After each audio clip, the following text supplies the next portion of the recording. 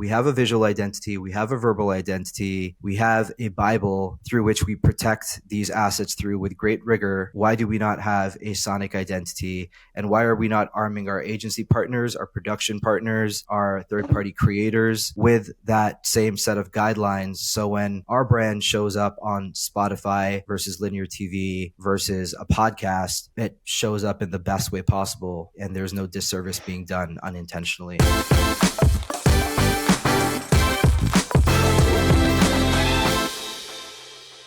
Shez, right out of the gate is, what is sonic branding and what are some misconceptions that marketers would have around it? Sure. So I think a lot of people perceive sonic branding to be jingles or mnemonics or little audio stings. And I think those all had their time at one point in time. If you go back to the 50s and the 60s and families were gathered around their television set or taking a drive in their car as a family together, listening to the radio, there was a binary means of consuming information. They weren't distracted by LinkedIn and TikTok and Instagram. So when you had people, sitting around the TV set and JFK was speaking and then the Wheaties commercial came on and it had a jingle associated with it, it was very powerful. But like the channels and platforms that brands show up on, activate on, engage with people on have evolved since then, so has how sound and music and audio is able to be used, right, to engage these folks. So I think that's a big misconception, is like, oh yeah, jingles, or oh yeah, little,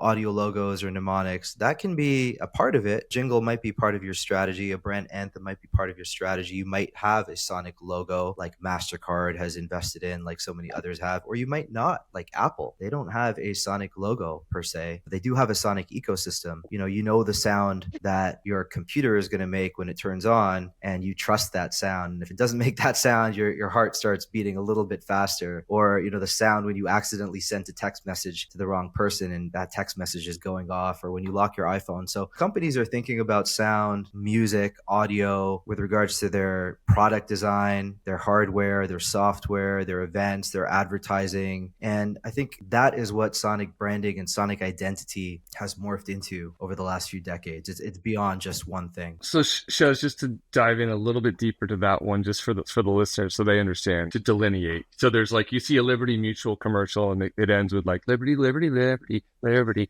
That's a little jingle, right? That's just something, that little mnemonic or jingle to get inside of our head.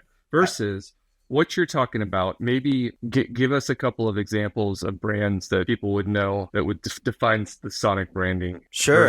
versus the jingle. Absolutely. For any of the young parents here listening, Peppa Pig, Paw Patrol, Disney's Frozen. When you go and see these shows and take your kids to a live experience or watch the cartoon, or they're on the app on the iPad, that sound is not changing. And, those kids' TV show producers understand how to use sound as an architecture, as a language to communicate often complex concepts and thoughts to minds that aren't even old enough to necessarily process them. So how do we convey happiness, sadness, love, bad behavior to a 2 or 3-year-old? It's in a consistent sonic architecture. So that's one end of the spectrum. On the more grown-up end of the spectrum, again, I'll lean into MasterCard. They've gone across the board from having a mnemonic, a 6-note sonic logo. They have a very specific mnemonic when you tap your card at a POS system to enforce trust that your MasterCard has gone through. Then when you look at all of their events and their advertising and everything they're doing, both above and below the line, their sonic architecture is woven into it. And they're activating something or launching a campaign in Mumbai versus Shanghai versus Canada versus Texas. How do we cut through all of the cultural barriers, language barriers, political barriers to speak to humans in a common language? So brands are leaning into this now because they know that people are walking around with earpods in all day long and they're busier than ever. And so if we can connect to their hearts and minds through their ears, along with their eyes, why would we ignore that when hearing and sound is the very first sense we develop in the womb? Our brains as human beings, forget consumers, just inherently as humans, we are hardwired to respond to these things. And I think we focus so much on visual over the last few decades because that's where all the action was. It was buying TV spots and serving visual creative. There's nothing wrong with that. It is very important, but you would never go to market and launch a brand or try and build one without a visual logo in place, a visual identity system in place. You wouldn't go try and lease those or rent those every time you launched a new campaign, whether it was on TV, right? So why are we doing that with what should be sonic assets as well? And, not to get too deep into it, but when you think about branding at its crux and earning trust, trust is built by being consistent over time. So if we speak today and we speak next week and my voice keeps changing, you're going to wonder what's up with this guy. So what's going on with this dude? So I think, brands are realizing they need to be more consistent in how they sound, more thoughtful, and what they say they stand for should ladder up in what they're actually doing sonically across channels, platforms, again, events, content, whatever it might be. Incredible. It's like the guy you talk to that has a different accent every time you speak with them. They go to England and come back with an accent. Little fishy. This is so incredible. And I'm so curious about this topic, as I've shared personally for so many reasons, and then just professionally in advertising, but as a musician who found her way to business through the back door. But I would love to know why sound is so important to you personally, just from DJing to advertising. What keeps you inspired about helping brands unlock the power of sound to influence people? Great question. For as long as I can remember, and if you speak to my mom, she'll tell you the same thing. I was that 3-year-old banging pots and pans in the kitchen, pretending I was in the band, and I was always just obsessed with music. I would hold my ear up to the radio when I was, 4 or 5 years old, wondering how that band is playing music in such a tiny little thing. Like I couldn't grasp how this was happening, but I was fascinated by music. And when I was about 10 years old, I had heard, I forget which record, but it had scratching on it. It was a hip hop record with scratching, maybe the Beastie Boys or something like that. And I became obsessed, enamored with that sound of a record being manipulated and cut up. And then I fell deep down this rabbit hole of turntablism and started amassing a huge vinyl collection when I was 12 years old, eventually saved up through enough odd jobs and entrepreneurial ventures to buy a set of turntables. That led me to pay my way through school, where I got my business degree in marketing and economics, ended up quitting my bank co-op to pursue that DJ career, ended up working out quite well. I was traveling all over the world from 18 to 24, playing all kinds of events, getting a firsthand perspective as to how sound and music is able to influence a room of 3,000 kids in Guangzhou, China versus a small supper club in Spain versus, a new light club launch in Dubai. And I was the one in those situations using that medium, sound, music, records, to manipulate human behavior. I was never on a microphone. I was always quite shy and reserved. I didn't even want the spotlight on the DJ booth, but I was fascinated in thinking 3 or 4 or 5 records ahead and saying, I'm going to win over those people. I'm going to, manipulate these people's psychology and physiology through sound. That became something I became obsessed with because it was really powerful. And I guess I enjoyed that. I enjoyed sort of being this Wizard of Oz-esque figure, controlling how people felt in that finite amount of time. If not for 2 or 3, 4 hours out of their day, they could escape whatever they were dealing with, and I could influence their behavior in a positive way. So as I took that hat off, as I took my DJ hat off, and I started producing a lot of events, I have a small experiential firm here in Toronto. We started booking a lot of talent for events, producing the build out, the AV, seeing what was happening in these experiential settings with human beings. I realized that sound was. And that's when I started working with a lot of brands and their agencies of record, both holdco and indie shops. And I said, you know what? None of these brands are thinking about what their brand sounds like and what that means, big picture, for everything they're doing, not just production and advertising and marketing, but what the product officer and her team are doing, what the accessibility and inclusion officer and his team are doing, what the CFO, COO, like how does this all thread through the silos within C-suite to truly impact an organization at scale beyond building, an uptick in brand affinity and salience and recall and all of the things we know sound and music music can do through influencing emotion, because emotion is where memories are hardwired. We know all of that. But beyond that, how can we use these tools strategically, mindfully, to address leaks or holes on someone's ship that they haven't even diagnosed themselves? And so there's never been a brief written to solve for it. And, I think that is the really interesting thing at this point, because a lot of brands, a lot of organizations, despite them being a fintech or a CPG or a challenger brand, whatever they might do, they have the same functions within their organization, and those functions play a role to try and engage humanity to take action, to buy into that brand narrative, ethos, and story, and then hopefully become a fan and thus a consumer. And so, sound and music just lends itself to multiple avenues within the brand or organization. If we can make someone's in-app experience more intuitive or lighten the cognitive dissonance that might occur when you're sending, receiving money, dealing with errors, anything product related, the sounds your coffee machine makes, the sound your oven makes. What if the fridge and the oven and the coffee machine are on at the same time? Is that harmonious, or is that now noisy? These are design challenges from a traditional sense that are personified through sound. And just like in visual design, where you think about white space, what is the sonic white space for a brand? Silence can also be powerful. It's not just about making noise. So all of these are just considerations to say, we have a visual identity, we have a verbal identity, we have a Bible through which we protect these assets through with great rigor. Why do we not have a sonic identity? And why are we not arming our agency partners, our production partners, our third-party creators with that same set of guidelines? So when our brand shows up on Spotify versus linear TV versus a podcast, it shows up in the best way possible, and there's no disservice being done unintentionally. Incredible. I am curious personally, and then for our audience to hear your current career chapter. Tell us a bit about the seat you're sitting in. Our paths crossed when I was at WPP, Sure. and obviously with your role in Massive Music that's now evolved into Songtradr. Tell us what recent projects that you're most excited about, and how that relates even to our listener consider their brand. So to the first part of your question, I joined Massive Music in September of 2022. I had actually launched and was running my own sonic consultancy here in Toronto, and I kept butting heads with Massive. So it was funny how it all came to be. That's a story for another day, but I ended up exiting my shop, joining Massive.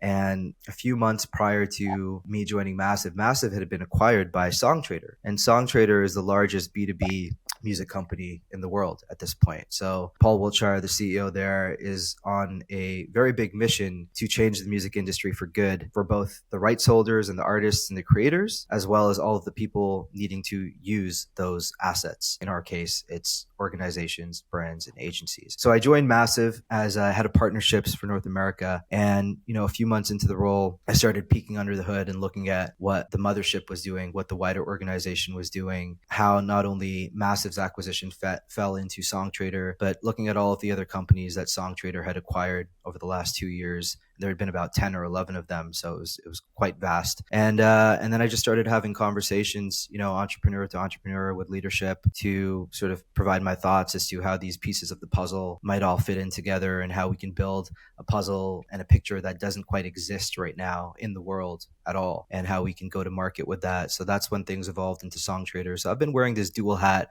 but at the end of the day, my focus and what I'm passionate about, nothing has changed since I was that kid, 5-year-old kid, 3-year-old kid, enamored by music. In this case, I'm taking those same passions and applying them to solve really big business and human challenges, which takes me into the second part of your question. What have I been excited about? What are we actually doing? How do we take that and actually apply it? Well, we recently launched the sonic identity for TikTok, which was a really cumbersome project that our teams worldwide worked on for almost 2 years, working with TikTok's data science team, really getting into the heart of what we're doing and why. Besides awards and all of that, what's more important is the statistics. It's really well received. And so people can be, doing the dishes, their partner's on the couch, they hear that noise and know that their partner's on TikTok when they should be doing their homework, whatever it might be, right? Like we have, the sound has a great amount of cut through and recognizability. Another thing I'm super excited about, which isn't in market yet, but will be very shortly, is we have rather built the entire sonic architecture and sonic identity off a new sleep app, and they're revolutionizing what is going to be happening with the biochemistry of how humans deal with sleep and issues related to sleep. And so, beyond the sonic branding and the onboarding experiences, we've created over 200 original tracks and intellectual property for them, from deep breath and meditative experiences to relaxing tracks and sort of escape tracks. And we're doing some really interesting things with the technology too, because this will be in-ear sleep buds. And so as you fall asleep, we will know when you have fallen asleep, and that will change the architecture of what's happening sonically. So there's a lot amount of nerdiness with that project, but it's so deep and so thoughtful and speaks to all of the things that I'm so very passionate about. And, the company on that side, the entrepreneur, the CEO, the board, they're all very enthusiastic about taking all of these points with strategic sound and using it to advance their company forward. So that's really exciting. And then I have to check with client services, so I won't name the client for now because I don't want to do anything I'm not supposed to. But there is a hospitality brand, a rather large one, that was navigating a significant compliance issue. Let's leave it at that. Someone had used music on something below the line that they probably shouldn't have, and they were getting dinged accordingly by the rights holders. And so, we did a little bit of probing and realized that this large multinational organization, which has thousands of properties all over the world and thousands of team members producing content on its behalf, didn't actually have any guardrails in place. And thus there was significant exposure for another compliance issue, right? In that case, we use sound and music and our technology and our tooling to actually build a risk mitigation solution. Very different than solving for brand recall or a sonic logo. But effectively what we did is we took all 32 of their brands under their ecosystem, and we built out a playlist that was on brand and curated specific to each of those 32 brands, and made it so that any of their employees, any of their agency partners, any of their third-party creators could access and use all of that music in perpetuity for anything below the line globally, free range with no worry, no issues. So that did a few things that, we solved for the risk mitigation and compliance issue. Sorry, I got a new OS here and it mimics what I do with my hands. I talk with my hands a lot. We solved for the compliance issues, but we also learned that we're giving a lot of time back to those people that are making that content in terms of how they have to use and clear music and deal with all of the things that are involved with producing content. So, we're not only helping from a brand perspective, a compliance perspective, we're now saving the global organization hundreds of thousands of hours potentially in a year. So getting back to the ROI conversation for a sec, it's like, what are we actually measuring for? Because I think we can address the issue of ROI in a multitude of ways, depending on what it is we want to solve for. Some people want to make money. Other clients want to save money. Unilever is a global client of Songtradr and Big Sync's music. We do all of the global music licensing for them for all 400 portfolio brands of theirs. And in their case, it's a cost savings of 33% point blank because of our purchasing power and everything we're able to do from a negotiation standpoint. So Unilever, that's the primary outcome for them. For Colgate, it was launching the sonic identity of Colgate. Everyone knows the visual identity of Colgate. It's the iconic smile. How do you personify that sonically to cut through 200 plus global markets? Right? Again, agnostic of language or cultural barriers, religious barriers. So we built the identity based on humming, because humming is intrinsically human. And when you're humming, you're usually optimistic and happy. And there's a physical resonance when you hum too. So, just like really nerding out on what a brand stands for and what will make most sense for it is kind of what we're really focused on. And again, marketing is one aspect of it. But when you apply this stuff and this thinking and this rigor to things like creative testing, right, to make sure that, okay, we have this campaign we're about to put a bunch of media dollars behind globally. Let's actually A/B test it or ABC test it to see which songs or which music is going to work the best for who we're looking to speak to. Brands tend to overlook those things, and it's usually left up to the sole decision of the CMO or someone at the agency or, an executive creative director. Whereas we're saying, let's think about all of this from a creative and strategic standpoint, and then actually do the same type of testing you would want to see when you're testing for other things as you go to market. We're able to do that all now with sound and music. So I think a lot of marketers just aren't exposed to or aware that these are possibilities that they can now lean into. And so that's part of the equation here, right? Is like actually bringing all of this to fruition to market to say, look, like Ipsos has done an extensive study a couple of years ago where they looked at all of the distinct brand assets a brand uses, from logos to characters to, celebrities to sounds. And the results were really interesting. Basically, what the results say is that the most utilized brand asset, which is the visual logo, is the least effective in providing branded recall back to the creative. And the most effective asset is sonic assets, and that is least utilized. So there's a huge delta of opportunity there for marketers to really capitalize on. I always say it's kind of like investing your time, dollars, and energy into producing a really great bowl of soup with the freshest, most bespoke ingredients, sourced ethically, and blah, blah, blah, blah, blah. And then when you go to serve it to the consumer,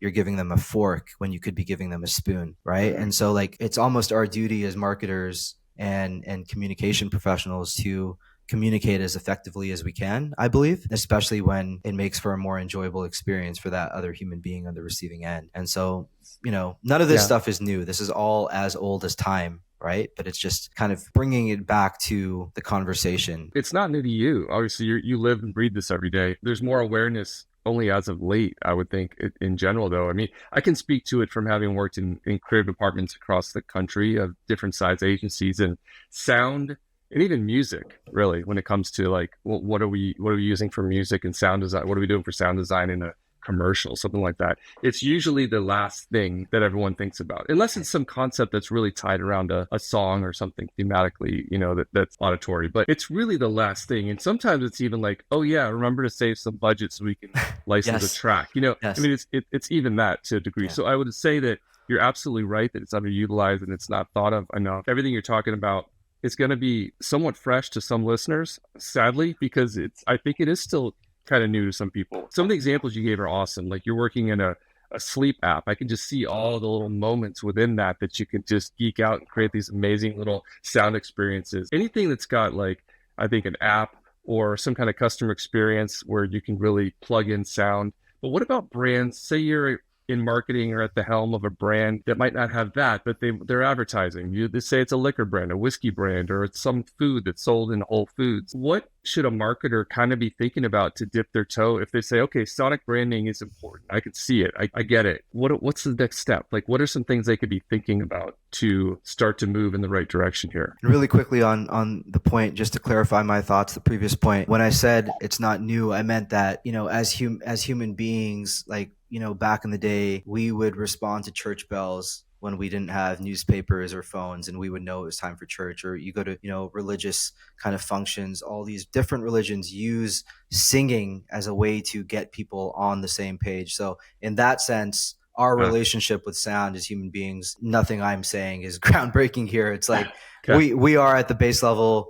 We've always responded to, like, our mothers have responded to us crying as babies, and like at a foundational level, we'll leave that at that. To your last question and point, this is not just for large multinationals spending billions of dollars on advertising, right? If you're like Dave's Pizza Shop down the street and you're thinking about building awareness and you have your Instagram going and you're thinking about maybe running some Spotify flights, what are all of the channels and platforms that lend themselves to audio? That's the first question I would ask. Yeah. What are those touch points, right? Right. TikTok, obviously, it's a sound first platform. Dave's Pizza could kill it on TikTok and make their own sounds, and everyone else is now following them, and they go from becoming, a one location challenger brand to expanding their footprint. And as they expand their footprint, what do all their pizzerias sound like, right? What's playing during their operational hours? Are they playing the radio and letting potentially other competing pizza brands like Pizza Hut advertise in the space that they're paying that lease on just due to sheer ignorance? Or are they making sure that their staff that are there 8 hours a day are feeling really good and are in the best mindset to serve those customers who are also getting a reliable, consistent sonic experience? I don't know know what that would be for Dave's Pizza Shop, but that's one thing Dave's Pizza Shop could think about, right? And then, Yeah, but there's even Dave's Pizza Shop is putting people on hold, right? So what's the on hold exactly. sound experience? There's all these touch points and opportunities that often go just kind of I'm overlooked. They're just people aren't thinking about it. Are you sure you're not in the business? Because you're saying you're saying exactly all of the things, right? It's like some of them are the latest and greatest, sexy, trendy channel and thing that brands are doing, and to your point, it could be as boring as your hold music. But guess what? When someone thanks me for my patronage as a customer and then goes back to slowly like water drop torture of the same song for hours on end or 40 minutes later, you don't actually care about me as a customer. So what can we do in that overlooked framework or that overlooked interaction? Well, maybe every time there is a prompt thanking me, right after that prompt, music changes. It could be as simple as that. And the music could start at a higher BPM, and every time the call is open longer, we can slowly bring the BPMs down because people are going to get more anxious and we need to relax them. So like all of those design That's so principles. smart. We're talking beats per minute, y'all. By the way, Yeah, beats per minute, exactly. But yeah, that is nobody says you're thinking about stuff people aren't thinking about. I mean, really, that's like even the pacing and the tempo of the experience, not just what the sound is, but what's the energy of it, right? Yeah. As it progresses. Yeah, a project I forgot to mention that is about to launch. I won't name the company, but what they're doing is they're making autonomous vehicles. So you're going to be hailing an Uber and it's going to be driverless really soon. Right. So we did the full suite of sound design. It's about 60 sounds. And when you think about it, it's really difficult because you don't know who is getting in to that vehicle and what language they may or may not speak. And so how do you convey that they need to do certain things like fasten their seatbelt and this and that when there's no driver to talk to? So these are design principles that are going to continue to come up in new and interesting ways to solve for challenges that might not yet exist, but sound lends itself. That's a really cool, and I've seen these cars driving around Austin. They've been piloting them there, and they drive around together in these huddles around 11 o'clock p.m. or midnight, and they cause traffic jams, and it's really interesting. So they're still working out the kinks, but so you still have time to get the sound dialed. What I'm telling you, because they're not quite there yet. But that is a cool example. Like, what do you do? Like, you can't just, what you're saying is you can't just say buckle your seatbelt. You got to do some little click sound with some auditory cue to get people to do what you want them to do without using language. Right? Is that what you're saying? Yeah, and I'm thinking off the cuff when I board a plane, regardless of airline, the fasten seatbelt sound is pretty consistent. It's pretty universal. Yeah. Pretty universal. So again, like, are there industries in government and municipalities and accessibility design where there is not yet a consistent universal sonic architecture? Like there is, what's the sonic equivalent of Grail? Because Grail helps blind folks navigate spaces.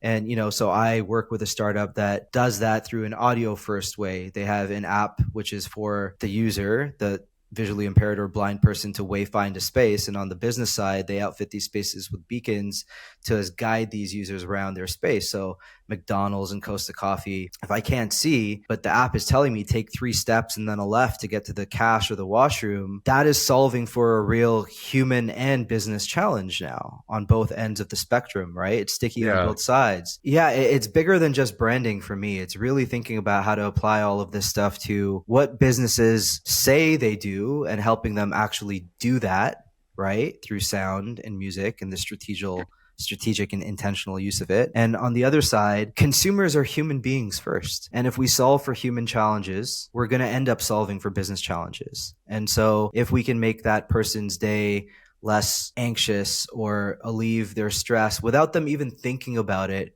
And I was talking to Bethany earlier, and when you go to a really nice restaurant and it's a little expensive and you're dressed up and you might order a nice bottle of wine, a nice steak, and then they're playing like death metal or country music, it'll be blatantly obvious to you and you won't be happy and the meal won't taste as good as it should have. But when everything is done right, you won't even notice it, right? You're so right. And that's how our brains are hardwired. And it gets back to nerding out here, it gets back to like fight or flight. And when you walk through a forest and you're a cave woman or a caveman, when you hear the birds singing and chirping, everything's all good. But as soon as the birds stop, the hairs on your neck kind of rise, and you're wondering like, where is danger imminent, and what is the threat? So yeah, it's just taking all of these old school, very human principles and applying it to the world of branding, design, communications, right? And I think that's where we are today. Over time, I've worked on probably over 100 brand books for companies for brands. Sonic architecture has never had a page in any of those books, and I think I'm hopeful that that's going to change, because what we're talking about is super exciting, a lot more exciting than the secondary color palette. I'll send you some stuff after this call. Well, like our Sonic brand Bibles are like 50, 60 pages deep. Oh, I'd love to see it. Yeah, we think about, cool. Tentpole events, cultural audiences, calendar events, like when Valentine's Day or Diwali or Christmas or this or that is happening. What are you doing sonically that is on brand, but speaks to, or you're able to speak to those different communities as well now, right? So you can't just say, yeah, we are diverse and we stand for multiculturalism. It's like, well, okay, what's the sonic personification of that? And if you don't define it, you'll never be able to ladder up to it, right, and measure against it. So yeah, these are just things that I love this conversation, because I get to nerd out with you guys about this type of stuff. Hopefully it helps marketers think about different ways forward, or additional added ways forward to, pepper in or layer into their ongoing strategy, or as they refresh a brand or launch a brand. Again, it doesn't have to only be for big heritage, huge brands. And we've seen the moment, right, with like, was it Sunkist, or who was the brand with the Fleetwood Mac on TikTok? Snapple? No, I should know this. There was the iced tea brand, right, where a guy was just skateboarding and the clip went viral, and all of a sudden, due to Fleetwood Mac Dreams, which had its own resurgence due to that piece of content, like, you never know what might set your brand off. And if you can own that moment, and a part of that virality or that thing that gets you a lot of eyes and attention and ears is inherently yours, then all the power to you. Home Depot did that really well. They haven't changed their theme song in decades. And a few years ago, there was this TikTok challenge where all these kids were dancing to the Home Depot theme, basically making fun of their dads and moms. But you know how many impressions that garnered for Home Depot through their own asset, which they owned anyway,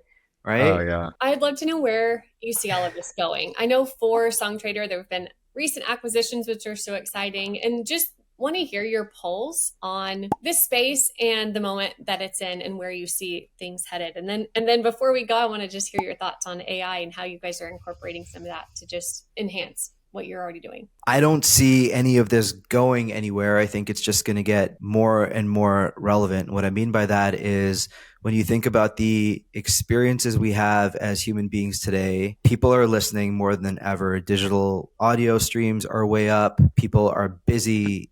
I'm driving my kids around to karate, to soccer. I'm grocery shopping. I'm trying to get a workout in. Well, it's very hard for me to scroll on an iPad or read something as I'm driving. But guess what? I can listen. So the first kind of insight is, people are listening, and they're going to continue to listen. And that's just going to go up and up and up. And so what can we do with our content strategy, with our brand strategy, to engage people through their ears and not only their eyes? Or if we do something to plan for the visual, how can we augment that in an ancillary way to also ladder up to an audio first kind of consumption mechanism? What I mean by that is, if I publish an article, if I'm a bank and I'm publishing the latest piece on interest rate differentials that I hope millennials looking to renew their mortgage are going to read, well, why wouldn't I just use, text to voice AI tools to also serve up that information in an audio first format? I effectively double my content strategy now, and I give people another way to consume my message. So that's kind of one trend. The other is, look at gaming. They say the revenues from music and gaming is going to dwarf revenues from the traditional music industry and streams and everything else. So what is happening within those games? Game sound design is really interesting and important, and all of these gamers communicating with each other, playing against each other, what's happening sonically in that setting as we get into immersive experiences and XR and Web3 and the metaverse.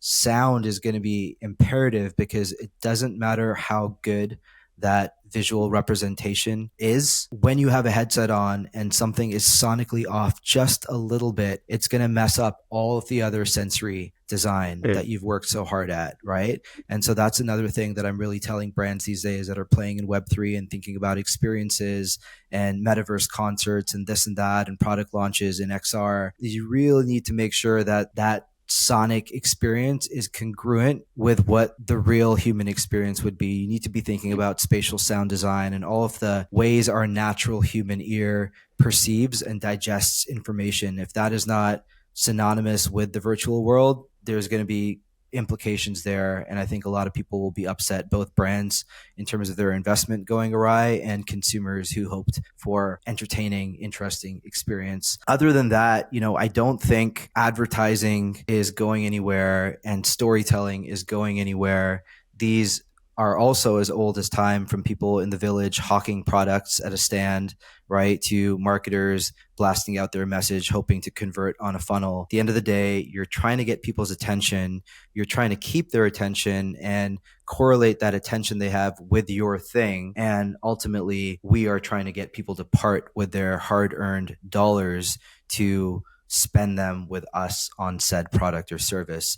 So if sound lends itself to the storytelling, branding aspect of that journey, so that consumers are more primed to know who it is as they're thinking about choices. When I go to the grocery store and I'm in the laundry aisle, I might not even be shopping for Tide, but I'm drawn to the red bottles right away. They've won that battle in my mind. So what is the sonic equivalent of that? Is we're thinking about things and we're scrolling through TikTok now or Shopify stores to buy stuff, because so much of the journey and transactions is moving online. Is there anything happening there with sound where I trust this vendor or this brand versus the other one, right? So these are all kind of macro trends that I'm thinking about in terms of where sound and music comes into play. And then a final one is, a lot of brands and companies are looking to tap into culture without being called out as being culture vultures, right? So how can you authentically tap into culture in a way that resonates with the community and the audience that you are hoping to transact with and build fandom with, and also in a way that is true to people whose likeness that you are hoping to leverage? You had mentioned ongoing acquisitions. We recently acquired Bandcamp from Epic Games, and that brings us 5 million artists and labels, indie ones. And so now, for a large conglomerate that activates and advertises and markets all over the world, you really want to do a partnership and tap into music and culture to do something experientially or to drive a product launch. If you're in Mumbai or Toronto or, Dubai, we can look at the data to say, these are the artists that are selling the most amount of vinyl, merch, music, in those respective markets. And here's where the intersection of what you are hoping to do and the fandom exists. And we can connect those dots now. So we can actually help organizations and brands in a multitude of ways beyond just brand building. Can help them, again, as I alluded to, with compliance issues, with leveraging culture and artists to drive their message, with savings on music spend. So that's where all of this is headed for us, is really, we are consultants at the end of the day that are looking to help our client partners to achieve their own business and human goals. That's where it starts for us, is just understanding where someone wants to go, where they want to sail their ship, and then looking into our toolkit to say, okay, we have 10 tools here. They might not need all 10. They might even not need one. We don't know yet, right? So we just start by diagnosing and understanding. And, if there is room to help and solve for a big challenge or help them with the surgery, so to speak, then we can do it in the most articulate way with all of the tools that we bring into the fold from our toolkit. You've brought us so much to think about, and personally and for our listeners, and what an incredible resource. So just thank you for your generosity and your time, and for enlightening us on how we can think bigger about sound and how we use it. And we will have your LinkedIn here in the comments or in the description section. And of course, would love to hear in the comments any feedback from our listeners, but they can reach out to you directly to help you guide them forward on this path and explore it. So thank you again. And I'm excited to see what comes from this Yeah. conversation. My pleasure. Thank you both. It was really nice speaking Yeah. with you. I appreciate it. Fantastic guest and fascinating topic, Shez. So thanks, man. Really great to meet you. Anytime. Take care. I'll talk to you soon. Yeah.